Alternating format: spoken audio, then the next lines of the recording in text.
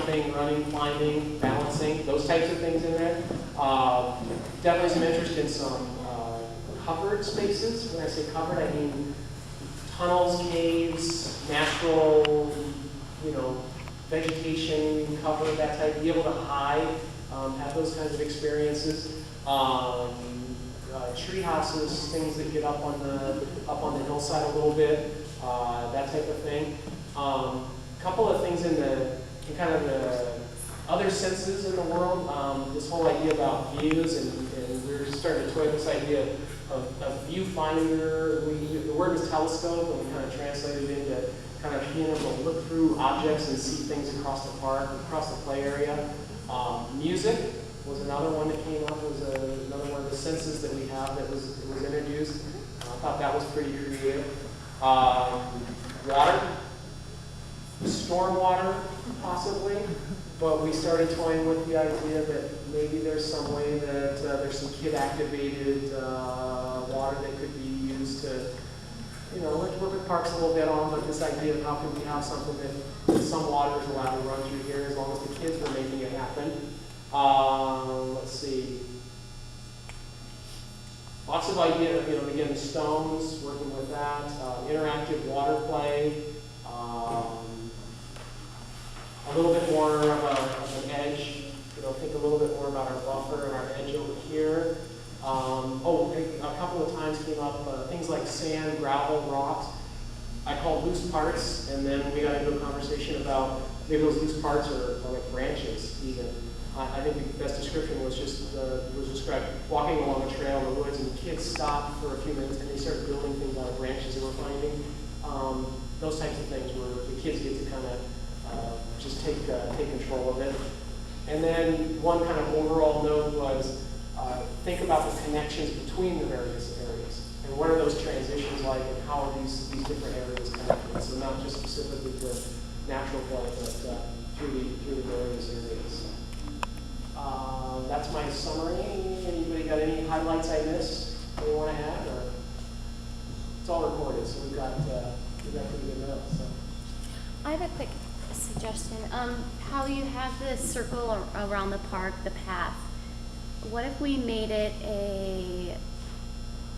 for little kids, a bike path or a trike path? Obviously, you can walk on it too, and then just have like a street with dotted lines and maybe stop signs and lights along the way. So kind of as part of our connections, think about, yeah. We did fully intend that these would be paths that you bring the ride-on toys and you use those. And then we're talking about a comment about how wide are these, and can a couple of kids pass on bikes or small toys, so we can make sure. I think these are shown about 6 feet wide, maybe 5 feet wide, so make them a little bit wider, and we can do that, and then whatever we do to ornament the circles, we'll go from there.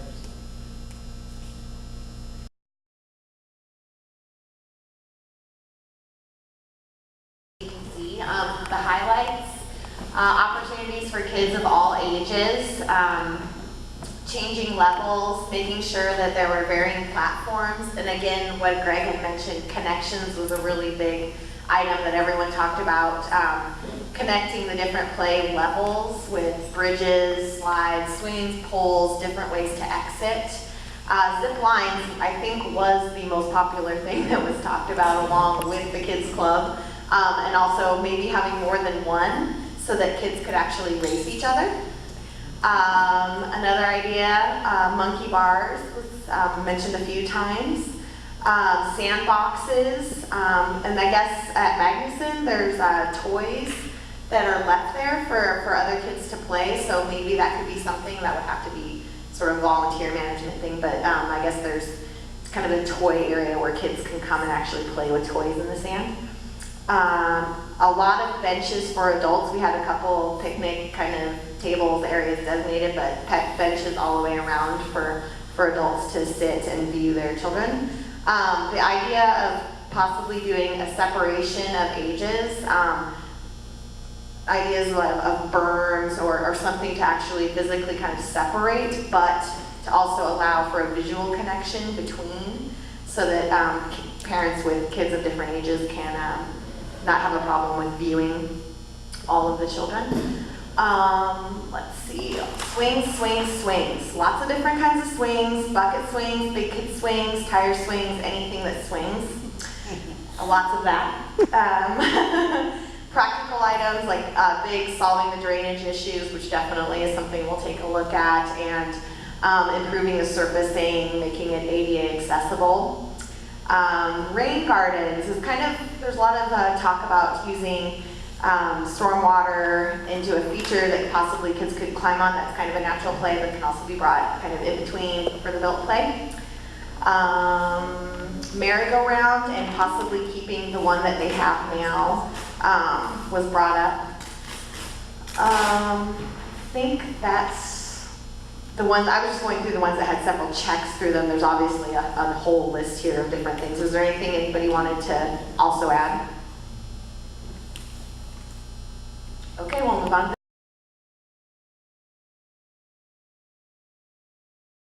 Noted.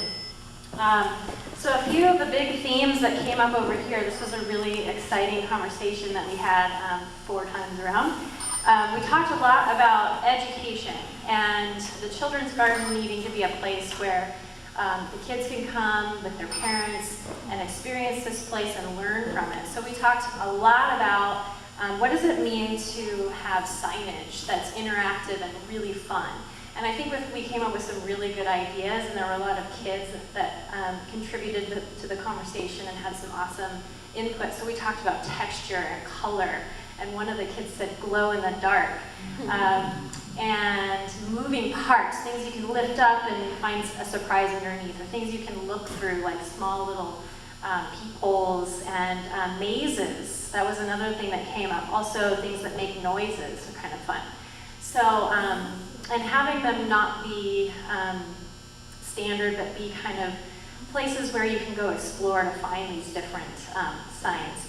Also on that note, we talked about kind of creating a narrative thread that would run not only throughout the children's garden, but kind of throughout the park. So what are the things, what are the elements, this is the first part of our conversation in each group that we had, what are the elements that are needed to grow our food? And we talked about water and insects and sun and the soil, compost. So can those elements be taught throughout the entire park? Can it be a creative kind of wayfinding, not just in the children's park, but throughout? So that was education, keeping it interactive and fun, learning about plants, wildlife, the Pacific Northwest, and food growing. I've got too many things going on here. We also talked about structures. I asked what makes it fun, and kids wanted things to jump off of, so big rocks, keeping them natural but also playful. And we also talked about some different examples, like at the zoo where you have the turtles you can climb on and sit in, and little tiny slides off of little structures, so things of that element. We talked about the element of exploration, so not keeping it too programmed, but allowing kids to dig and just get dirty and explore and find wandering paths to go throughout the children's garden. We talked about creating that narrative. I think I mentioned that with education. Also rain harvesting and really connecting the dots, following water and reusing water for the kids to grow the plants in the garden. Also creating somewhat of an outdoor classroom was brought up, using big logs to create a small space where kids could gather and a small class could be held, or lunch could be had and shared, or harvesting classes could happen, that sort of thing. And then also objects to observe from. I thought this was a really great idea. Kind of goes along with structures to climb through and climb on, but we just talked about having a growth chart. All kids somewhere in their house have a little, hatch where you turn 3 feet and then 4 feet. And so why not have, something similar with the plants, where they can see that growth chart of the plants as they mature. Bird houses, and also another idea was mason bees, having the pollinating factor there. So we came up with some pretty great ideas, and we'll take this all into consideration. So thank you very, very much for all of your input.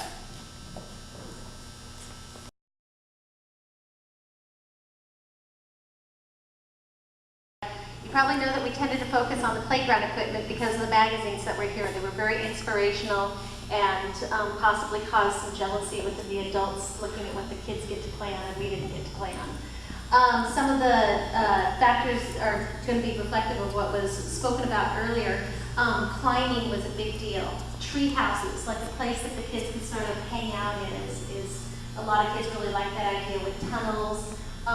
The rope trees, I don't know if a lot of you saw the pictures of the rope trees, but everybody that saw the pictures of the rope trees said, wow, and then also, is that safe? So those sort of issues that came up, the rock wall, anything that you could climb on seemed to be very inspiring for people.